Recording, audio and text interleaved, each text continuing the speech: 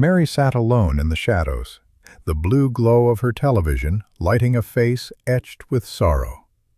Suddenly, a sharp pain gripped her chest. The crushing sensation was terrifyingly familiar, identical to the heart attack that had taken her husband just 1 year ago. She thought her end had come. Is it a heart attack? Every symptom pointed to a blocked artery, a ticking time bomb inside her chest that was about to stop her life. Sirens wailed through the rainy night as paramedics rushed Mary to the emergency room, fighting against time to save a heart they thought was failing. In the trauma center, doctors worked frantically. The EKG showed massive distress, yet the medical team was about to discover something truly baffling and rare. They expected a clog, but the arteries were perfectly clear. No fat, no plaque, no blood clots. Her physical plumbing was flawless, yet her heart was dying. What was killing Mary wasn't biology in the traditional sense. It was her emotions. Her heart was literally cracking under the weight of her immense grief. This is the reality of broken heart syndrome. It is not just a poetic metaphor for sadness. It is a clinical, life-threatening medical emergency of the soul. Today, we dive deep into the science of how your mind can break your body. This is the hidden truth behind the heart's most mysterious killer. Normally, your heart is a masterpiece of engineering. It is a tireless pump, moving life-giving blood through miles of vessels every single second of the day. When everything is balanced, the heart muscles contract in a perfect symphony. It is the powerhouse that sustains your existence without you ever having to think. But everything changes when a psychological shock hits. When you lose a loved one or face sudden trauma, your brain triggers a massive survival response. The brain opens the floodgates. It releases a massive wave of adrenaline and stress hormones, intended to help you fight or flee from a physical threat. In an instant, the heart is submerged in a chemical ocean. Instead of a helpful boost, this overwhelming surge becomes a toxic tidal wave for the heart. The heart cells are caught off guard. They are not designed to handle such a sudden, violent concentration of hormones. The system begins to overload instantly. The muscles don't just beat faster, they become paralyzed. The adrenaline surge effectively stuns the heart cells, rendering them unable to move or pump correctly. This is cardiac poisoning. The very chemicals meant to save your life are now causing the heart to seize up in a state of chemical shock. At the microscopic level, the calcium channels within the cells malfunction. The heart's electrical wiring is drowned out by the noise of the emotional storm. The pump starts to fail. It can no longer push blood forward with enough force. The body begins to starve for oxygen as the heart shuts down. This isn't a heart attack caused by a clog. It's a heart that has been literally scared into a state of temporary, localized paralysis and failure. Japanese doctors who first discovered this named it Takotsubo. It refers to a traditional octopus trap with a very specific, rounded bottom and a narrow neck. When the heart is stunned by grief, its physical shape actually changes to match this trap. The anatomy of the heart transforms right before our eyes. The bottom of the left ventricle, the heart's main pumping chamber, balloons outward. It loses its muscular tension and becomes thin, weak, and dangerously distended. While the bottom expands, the top remains narrow. This creates a bottleneck shape that makes it nearly impossible for the heart to eject blood efficiently anymore. Instead of being pumped out to the body, the blood becomes trapped. It swirls around in the bottom of the heart like water in a bowl. This stagnation causes pressure to build up. The heart is full of blood, yet the rest of the body is beginning to starve for it. The walls of the heart become so thin they are at risk of failing completely. The physical structure is compromised by the intensity of the emotional pain. Because the heart can't pump forward, blood backs up into the lungs. This is why Mary felt like she was drowning while lying in her bed. Every breath becomes a battle. The oxygen can't reach the bloodstream because the Takotsubo shape has broken the cycle of life-sustaining circulation in her chest. Compare the two. One is a focused muscle. The other is a floppy, ineffective bag. Grief has physically reshaped her most vital organ into a trap. This is the Takotsubo effect. It is a stunning example of how the invisible mind can exert a visible physical force on our internal anatomy. Understanding the difference is a matter of life and death. A heart attack is a plumbing problem. A broken heart is a power failure of the muscle. In a standard heart attack, cholesterol and fat create a wall, cutting off blood.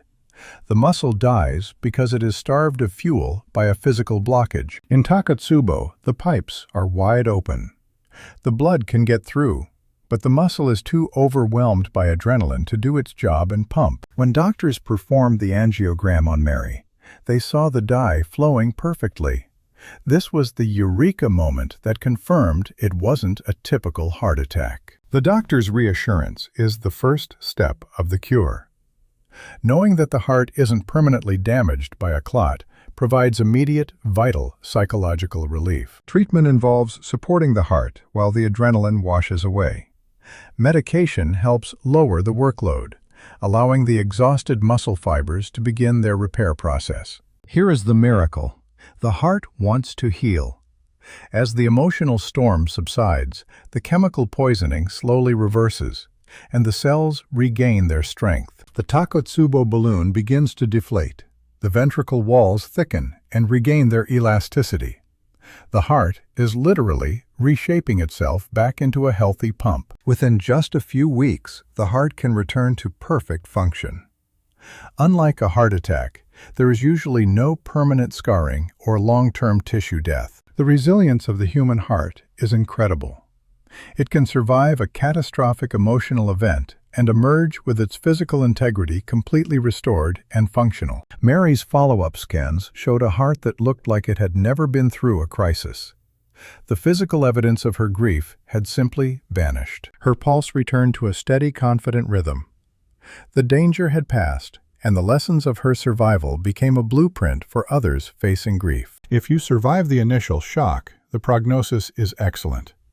Your heart is designed to bounce back, provided you give it the care it needs. You don't have to wait for a crisis to protect your heart. If you feel a wave of shock, start the 4-7-8 breathing technique immediately. Inhale deeply for 4 seconds. This sends a physical signal to your nervous system that the immediate threat has passed, and it's time to calm. Hold that breath for 7 seconds. This pause allows the oxygen to saturate your blood and forces your heart rate to slow down naturally and safely. Exhale completely for 8 seconds. This long out-breath is the off switch for your adrenaline glands. It tells your brain to stop the chemical flood. The second key is gentle movement. If your body is flooded with adrenaline, it needs a healthy way to burn off that excess chemical energy. A simple, slow walk in nature can be life-saving. It prevents the adrenaline from pooling around your heart and directs it to your larger muscles instead. Movement acts like a filter.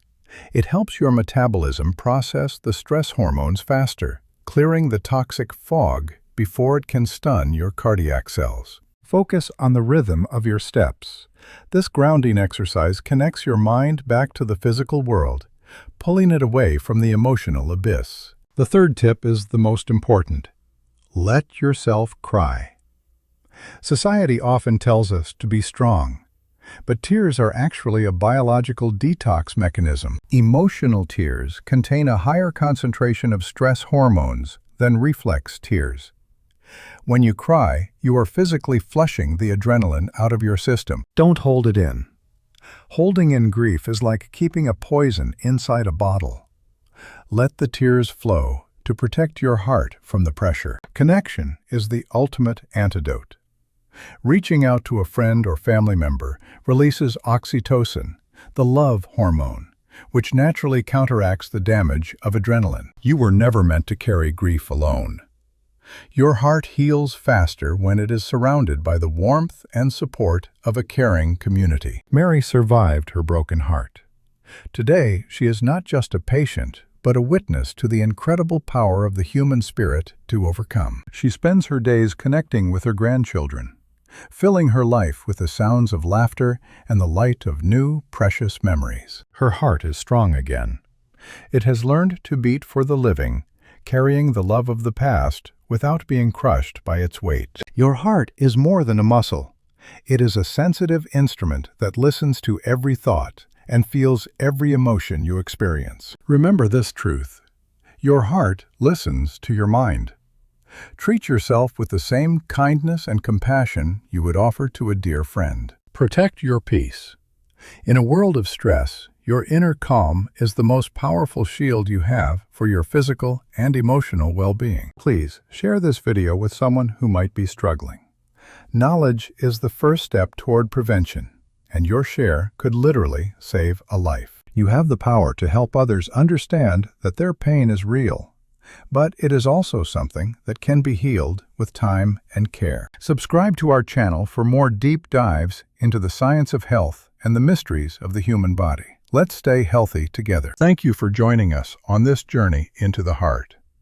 We are honored to be part of your path to a healthier, more informed life. Take care of yourself, cherish your loved ones, and always listen to what your heart is telling you. Goodbye for now, and stay strong.